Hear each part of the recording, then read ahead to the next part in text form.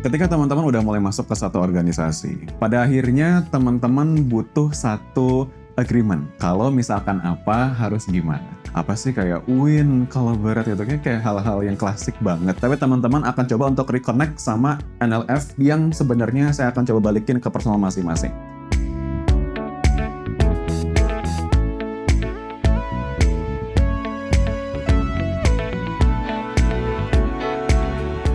Personally, aku selama ini udah tahu ya tentang leadership values dari company aku, namanya NLF. Somehow tuh selama aku kerja di sini, mungkin masih ada part-part yang aku belum terlalu paham atau belum aku terlalu internalize ya values-nya. Tapi secara building Lego play-nya sesuai dengan satu-satu company value aku, jadi aku lebih relate dan juga dapat esensi dari si leadership values yang company aku punya.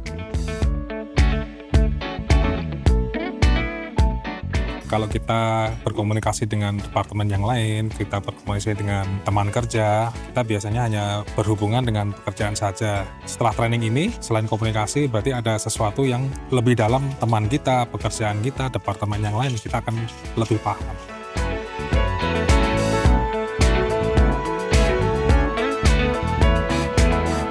Struggle-nya lebih kesulitan untuk memahami kenapa sih perubahan tuh terus terjadi nih di pekerjaan. Mungkin kadang-kadang direksinya berubah dan sebagainya, jadi bingung mesti mengarah kemana. Tapi aku sadar bahwa perubahan itu adalah hal yang konstan dan terus terjadi. Jadinya emang kita yang harus selalu open mind dan bisa berkolaborasi antar divisi supaya mencapai goals yang terus berubah seperti itu.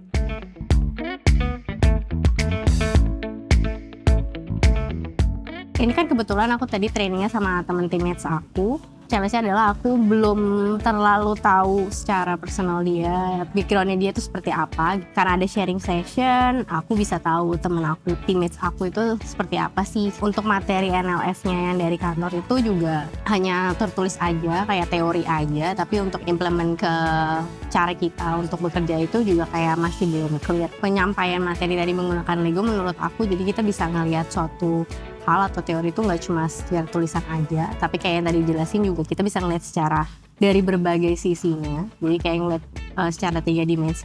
Semua hal tuh nggak cuma dilihat dari satu sisi aja nih, kita bisa cari opportunity lain dari sisi lain atau dari caranya yang berbeda gitu sih menurut.